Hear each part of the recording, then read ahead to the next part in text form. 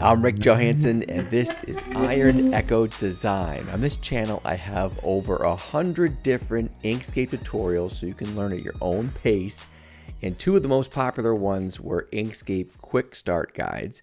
And some of the comments, most were good, but some said they were too fast. Slow down. So this tutorial is for you. I'm going to treat this one to go over the basic techniques, some tools, and a couple advanced things just for fun. And I'm going to speak as if it's your very first time trying Inkscape or as if you're my own dad. So let's go. This is Inkscape. You're going to go and open it. The only assumption I'm going to make is that you have Inkscape. If you need help downloading it and getting it onto your computer, let me know in the comments. But just for now, let's assume you have it installed. When you open it, now I usually use dark mode, but I've set the defaults back to light mode. You might see different menus during the different versions of Inkscape. The menus change here and there, but these techniques and these lessons will be the very basics to get you started no matter what version you're on.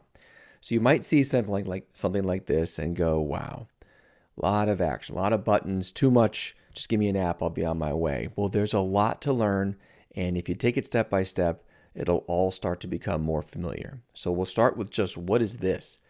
This is the page. Out here is the desk. You can do your work on the page or you can do it anywhere else you want. The page is helpful to set up kind of the parameters. It also is good for saving and exporting. If you go to File, New from Template, you'll see under Print, there's lots of different preset page sizes. US letter, envelope sizes, even a DVD cover if you want to have a throwback design. But let's go on to what is actually Inkscape. It's a graphic design editor, and it's based on vector graphics. Vector graphics use math to create the designs versus what you might be familiar with already, like a Photoshop or something. That is Raster software. The clearest way to explain it is, this is a JPEG. A raster image, if you zoom in, you'll see it's created through pixels. And if you get too close, it pixelates because that is the distance of, that's the limitations of when you work off of pixels. If you blow it up too big, it can pixelate, make it too small. Versus a vector, no matter how much you zoom in, see how it's a fine defined edge, or how big you make it. You can make a billboard with a vector design and still be sharp. It stays true. So that is one of the first most useful reasons why you would choose an Inkscape and why professional designers and illustrators will use a vector program. Here's a further example just to nail home the point. This is the same star. Over here, the raster version, you see how it gets pixelated when I move in, versus the vector. If I move in, it's still a very sharp edge. So how does it work? This star and everything that you make in Inkscape is made up of little points called nodes. So if I double click, you can see these nodes here. And I can drag the node and change the shape. Lots of different ways you can manipulate the shapes by using the nodes. So this is what we're going to talk about today.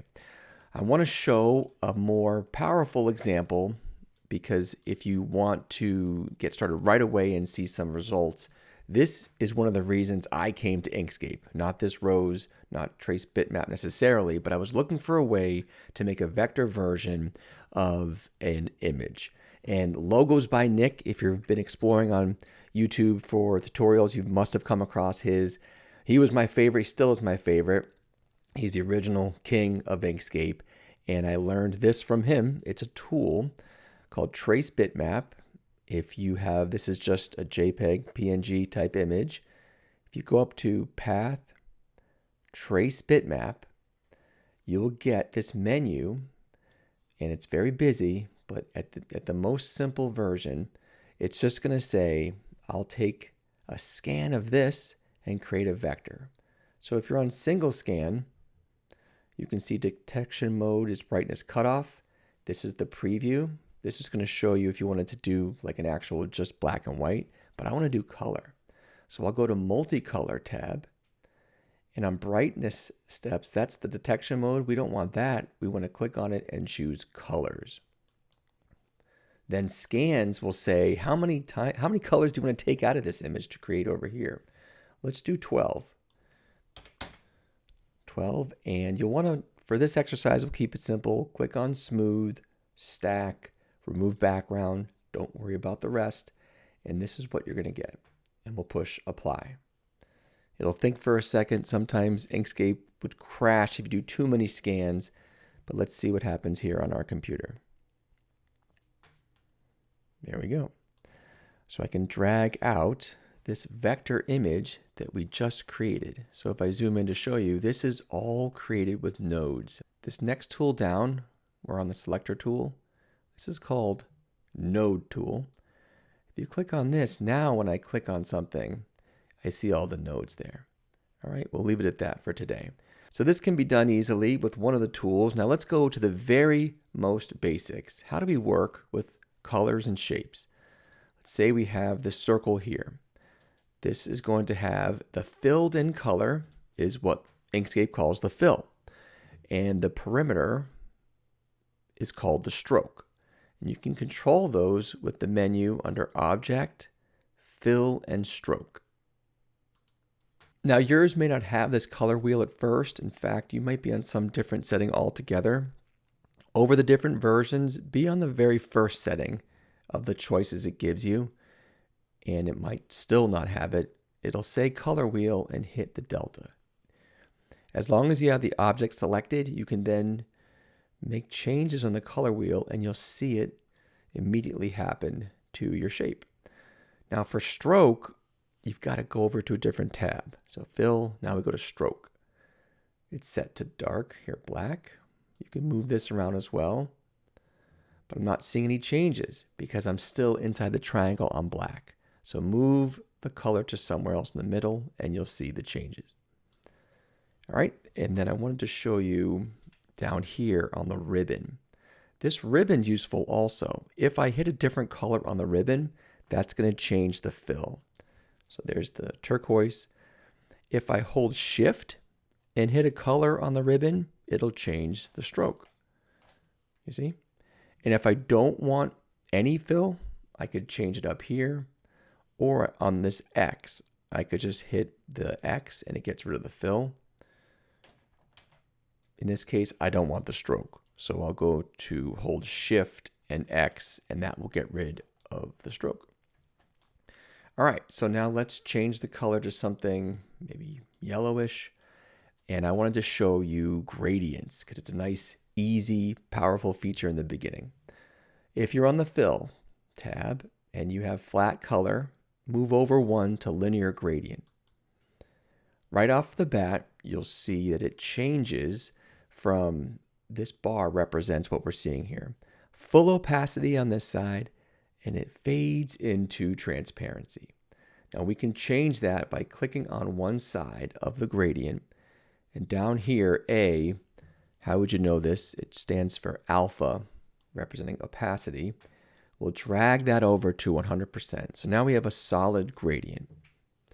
And you can change each color on each side. So we'll change this one. See that? Pretty cool.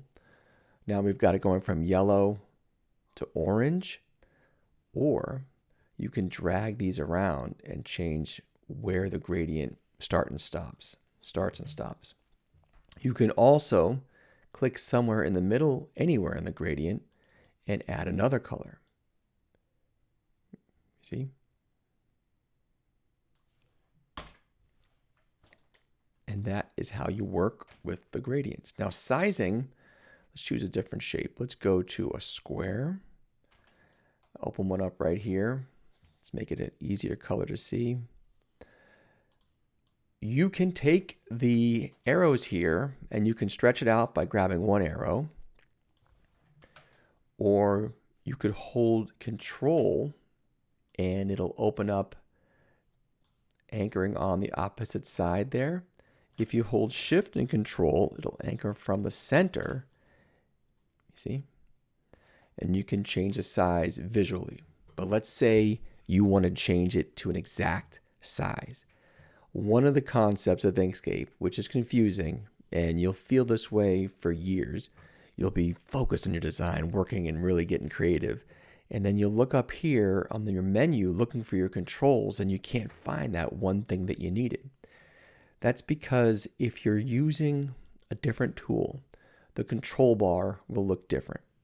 So since I made this with a rectangle tool, if I go to rectangle, now I have the rectangle controls. So here's width and height, and I can then type in an exact number, maybe 200. 200 what? Over here, millimeters or pixels. So 200 by 200, and there we go. So you can change the size precisely or visually. Duplicating is one of the most common things you'll use. I'll show you the shortcut for this one. If I want to duplicate this, you do Control D. That creates a duplicate. Now, pivots is useful. If you click on it and you have your turn handles, you can turn it around this center point like this, or you can actually move the center point, the pivot point, anywhere you want, and it will pivot around that. That's useful to know as well. The next technique I want to show you is one of the first things after Trace Bitmap I personally wanted to learn, and it is how to wrap text around a circle. Very simple. So first we'll go to the text tool, and we will write out hello. Incidentally, this is text, but the handles have the same functionality, so I can make it bigger by dragging it open. And this is just a simple circle I made with no fill, nothing special about it, but it's what we use as a guide to wrap the text around. So I have the text selected, I'll hold Shift, grab the circle, then you go up to Text, Put on Path, and there is the bend. If you then move the circle, it'll affect where the text goes. You can also change the text on the fly. It'll stay connected. One thing that I learned, a mistake I did on the first Inkscape Quickstart, was I forgot to mention what happens when you want to lock this in. Because if you were to delete this circle, what do you think is going to happen to it? You'd think it would stay like that because you did it, you created that. Nope. There's no guide to change the curve, so it goes away. So instead, once you have it the way you like it, you have to select it the way it's selected here, then go to Path, Object to Path. A little bit confusing. Just think of it as the way to lock it in. And then you can delete that guide circle. I want to show you another very important part of Inkscape that you use all the time, and that's hierarchy. What that means is where things fall. If you're coming from Photoshop or someplace like that, like I did, you're probably used to having the layers menu always open. And there is a layers menu in Inkscape.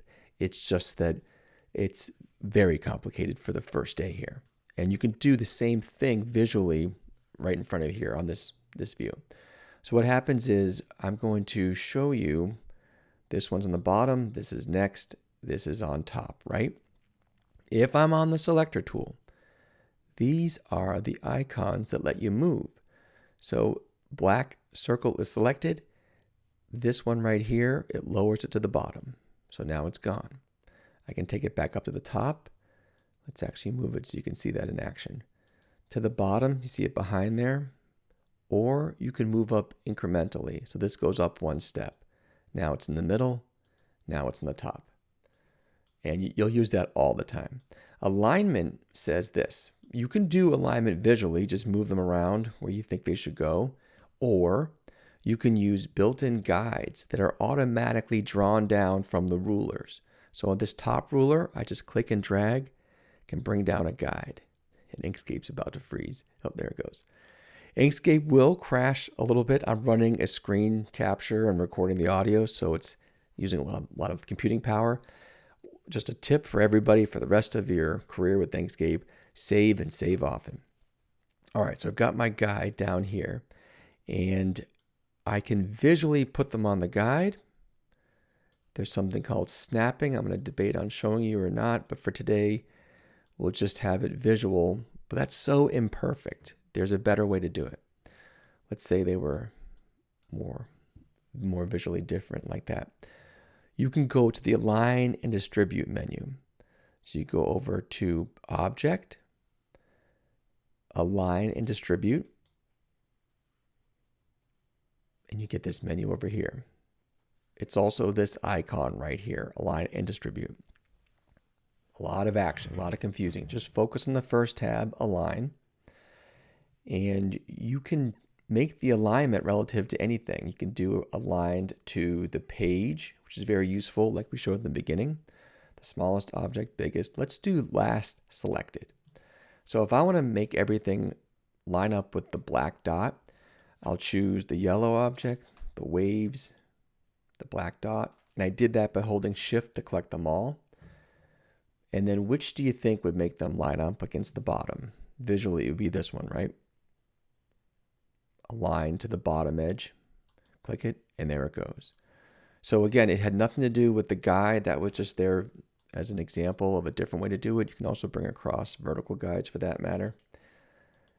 Instead, it was lining itself up based on last selected. So we'll try it again. Let's line up against the black dot. I'll select that, hold Shift, wave, black dot. Let's do it vertical this time. So relative to last selected, and there they go. So that's very useful as well. Okay, so the Bezier pen this is where you're going to be using and drawing your own objects rather than just shapes. It's quite complicated. So I would recommend going to this tutorial that I made called Intro to the Bezier Pen, and that's the better use of our time. Let's keep going. We've gone over some basics. I want to throw in something that's a little bit more powerful, but still easy to do. So I've created here a simple oval with just a stroke. Path effects are built-in tools inside of Inkscape that do some pretty powerful functions. Where would you find them? Well, if this is my path here, I'll go to Path, Path Effects, and nothing happens. So again, one of the little bit of learning curves of Inkscape is you would need to know what to do to even find them. I'll hit the delta, and here's all the different path effects. Too much to look at for first day. We need to find rotate copies. So you can hunt around for it, or you can just type in rotate copies. Now this is the default. It's going to do 6 copies rotating around the center there, which doesn't look like much, right? Well, let's make it into 50 copies. Well, that's a little bit more interesting, but what do I do with this? If you go back up to not the selector tool, but the node tool, click that. I can now drag that center node, and I can just make some cool designs based on those rotated copies. Let's make the line thinner so we can add more and see what happens. So how would I do that? I need to go back to the fill and stroke menu over here. Now I know it's a stroke because there was no fill, so that's why I'm on the fill tab. It looks blank. I'll go to the stroke tab. It's set to white. That's fine. But I want to change the width of that. So I'll go to stroke style. It's at 1.5 millimeters. Why don't we just do 0.75 millimeters? There we go. A little bit thinner, more like lace. Should we change the color? Not yet. Now I can go back to the Path Effects tab and add more copies. Let's do 150. See that? So awesome. Just on your very first day of Inkscape, you can make cool designs like this. And let's just be fancy now. Why not? Let's change the color. This is looking very interesting for a day one design. Fill and stroke. Should we get crazy with it? We did the linear gradient, right? We did that. Let's first just make a color we can see better against the gray. So we'll do maybe a purple, violet, whatever that is. And it goes, remember, it goes from this side. It starts, the default goes to transparency. So I'll click this side and we'll make that a red. But it's still fading out. Why is that? Oh, that's right, because it's going to transparency. So down here on the alpha, bring that up to 100%. Now we have our gradient. That looks good. But there's a different type of gradient while we're here. This next one, radial gradient. Click on that. And now it's bringing the purple from the inside. See that? I can even change the grade. Oh, we're getting advanced. We're going too fast. Don't put hate in the comments. Inkscape's fun. Why don't we leave it here for now because we can get carried away. I tried to go as slow as I could. And now that you've seen this pacing, let me know if you need special tools to be shown slowly. If you want to see more under the hood stuff, how to change the settings and preferences. I really do love working with Inkscape. I love doing these videos for you and myself because they're fun to make. So let me know and I'll see you next time.